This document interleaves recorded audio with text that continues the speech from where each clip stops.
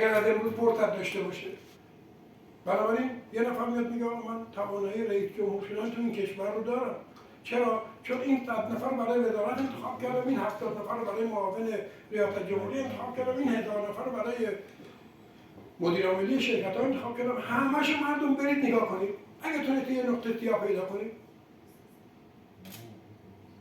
ما الان در زندان از هر دو جریان اصلاح طلب و اصولگرا، از معاون رئیس جمهور تا پایین داریم.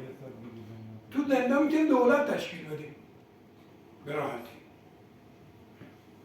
هیچ کدومش هم پاسخ نمیدن.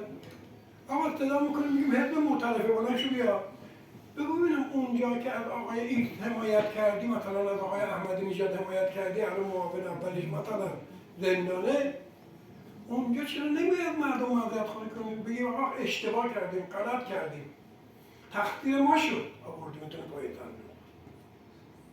تا بهش میگه حزب من که نبود که جریان اصولگرایی بود، 50 تا حزب بوده. میریم سراغ کارگزاران میگیم آقا شما که آقای ایکس آوردید، آقای روحانی رو آوردید، بفرمایید که مثلا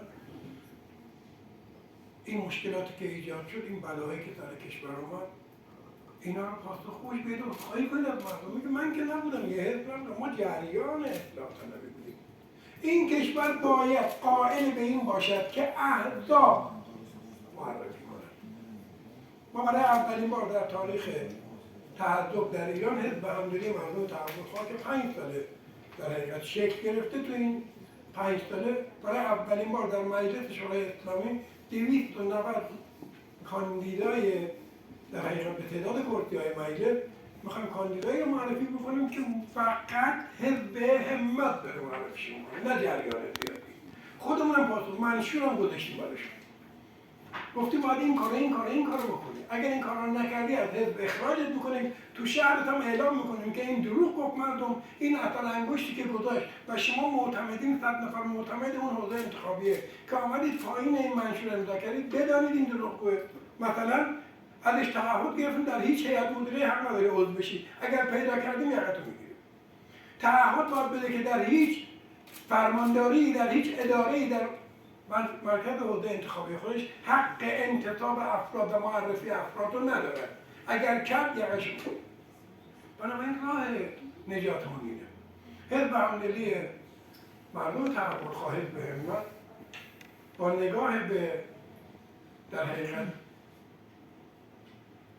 روزهای طلایی دهه 60، مدیریت‌های دهه 60 داره این موضوع رو پیگیری میکنه و تو مجلس میخواد شرکت کنه. آقای امیرحسین مجید، آقای دکتر مجید هم به عنوان مدیر عامل آینده نمای پارسیان که قصد دارن که رسانه رو در اختیار حزب همت قرار بدن به عنوان یه رسانه مستقل و تلویزیون اینترنتی یا رسانه اینترنتی احزاب تیوی که قرار مدیای همه گفتگوهای ایران رو در اختیار در حقیقت مردم قرار بده. این گروه دور هم جمع شدن تا بتونن انشاءالله قدم‌های بزرگی رو بردارن و کار بزرگی رو انجام بدن. آخرین جمله قبل از اینکه آقای دکتر صحبت بکنن، آخرین جمله این که سیاست رو باید از انحصار خارج کنیم، در انحصار دو جریان اصلاح طلب و اصولگرا خارج کنیم. مردم به این دو جریان دیگه اعتماد ندارن. علت ریزش رای اینها، چرا که اینها دخیل در اشتباهات هستند.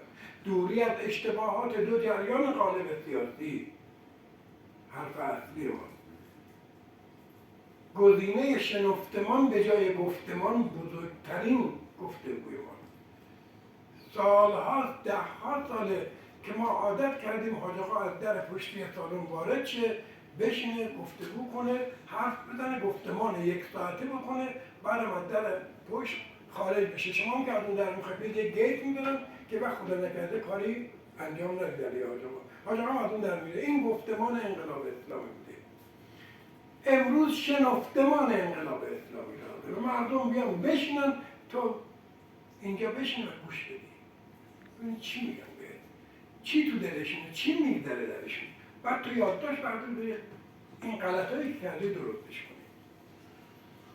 با این نگاه به نظر من باید به آینده سیاسی ایران نگرید و برای انتخابات ریاست جمهوری گروه ایران 1404 رو به نظرم اسمشو خیلی خواهید شنید و شاید یک شگفتی سیاسی ایجاد بکنه از گفتگویی که با مردم خواهد کرد. انشاءالله بعد از صحبت‌های آقای دکتر مجید بنده پاسخگوی سوالات هستم. متشکرم. سلام عرض میکنم خدمت دوستان. من زیاد وقت شما رو نمیگیرم. آقا تقریبا تمام موضوعات رو گفتم دیگه. دوستان رسانه‌ایمون قرار بودش که امروز پروپیمونتر تشریف بیارن که به قول آقا ما بایکوت خبری هستیم، به صورت چپ و راست به هر حال دارن کار میکنن توی این مملکت و امکان این که صحبت در مورد مسائل مختلف بشه خود خب واقعا سخته. ما قصدمون این هستش که رسانه رو و احزاب رو یه الگوی جدیدی براش ایجاد بکنیم. حالا اینکه دوستان رسانه‌ای ما فکر بکنن که قرار هست چه اتفاقی بیفته، قرار اتفاق خاصی بیفته، یعنی قرار هستش که یک بار برای همیشه مردم یه خورده هوش اجتماعیشون رو به کار بندازن و بتونن برای انتخاب کردن، چون مسیری که خب براندازی که مسیر درستی نیست. ما برای اینکه بتونیم روبروی تمام این صحبت‌های زرد و حاشیه‌ای سیاسی رو بگیریم، چون دیگه تعارف که نداریم که الان مردم بحث اعتماد و رضایتمندی مردم بحث اصلیه.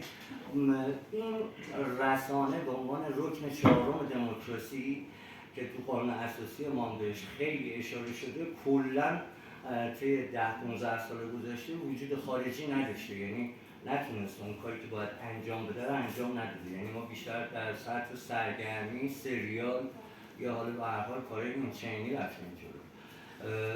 قصدمون این نیستش که بیایم شعار بدیم، قصدمون نیستش که بیایم صحبتایی رو بکنیم که نتونیم 2 روز دیگه در موردش پاسخگو باشیم. رسانه خوبیش همین هست که امکان پیگیری رو ایجاد میکنه.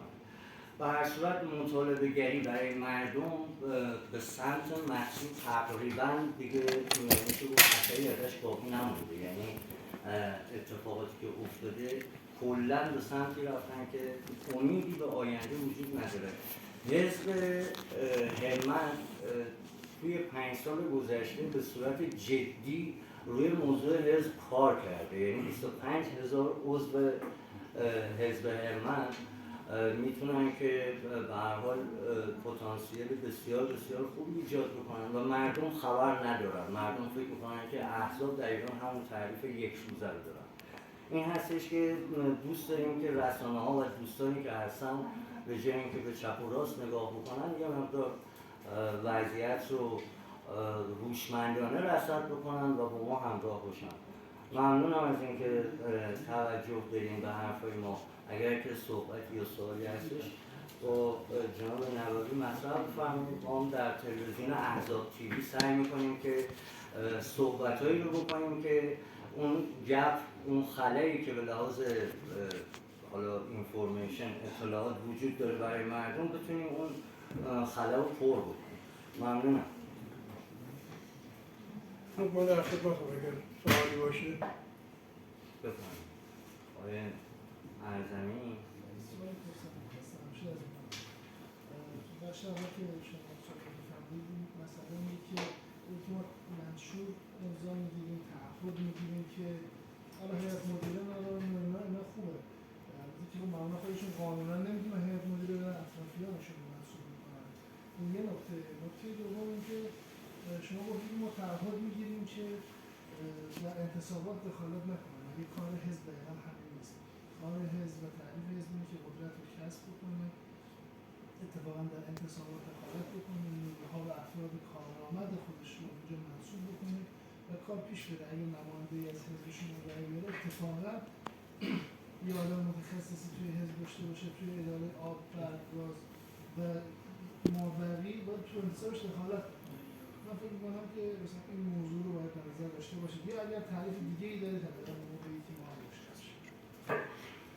خدمت شما عرض کنم که من در مورد نمایندگان گفتم یکی از بزرگترین آسیب‌های نمایندگان مجلس در ادوار مختلف این بوده که نمایندگان به محض اینکه انتخاب می شدن اولین کارشون این بود که عوامل خودشون رو در مسئولیت‌های شهری بچینن، فشار به وزیر می آوردن، فشار به استاندار می آوردن تا بتونن که آدمای خودشون بشینن و در حقیقت قادر قدرت خودشون برای 4 سال بعد تکمیل کنن و بتونن که آرای مردم رو برای دوره بعد جلب کنن. طبق قانون این ممنوعیت داره. حالا اینکه ما اون مردم رهبری گفتن نمایندگان در انتخاب دخالت نکنن در حقیقت یک حکم قانونی رو گفتن، چیز جدیدی نگفتن. در قانون میگه نماینده مجلس وظیفه‌اش قانونگذاری و نظارت بر دولته، غیر از این دو تا مسئولیتی نداره. نمایندگان ما مکلفن در نظارت اونقدر قوی عمل کنن که اگر رئیس اداره مدیر کلی در یک حوزه انتخابیشون ضعیف عمل کرد، مطالبه گری اینها از اشتباهات آنان باعث تغییرشون بشه توسط وزیر و بالاترین دستگاه اجرایی. تنها راهش اینه، غیر از این راه دیگه وجود نداره. بنابراین اگر گفتم که در انتخابات نباید دخالت کنم، مقصودم شخصیت حقوقی نمایندگان مجلسه، ولی احزاب نه خیر، احزاب اتفاقا باید دخالت کنم. به همین دلیلم گفتم که ما برای دولت از حالا داریم فکر میکنیم. برای مثال برای شما بگم ما نزدیک 2 سال روی برنامه وزارت رفاه، تعاون، کار و رفاه اجتماعی کار کردیم. یک کتاب 1700 صفحه‌ای نوشتیم و ریز به ریز وزارت تعاون، کار و رفاه اجتماعی رو در حقیقت کار کردیم روش. الان ما برای دولت 1404 وزیر تعاون داریم به عنوان حزب همت. در حقیقت این دو تا از هم یه تفکیکی وجود داره بینشون.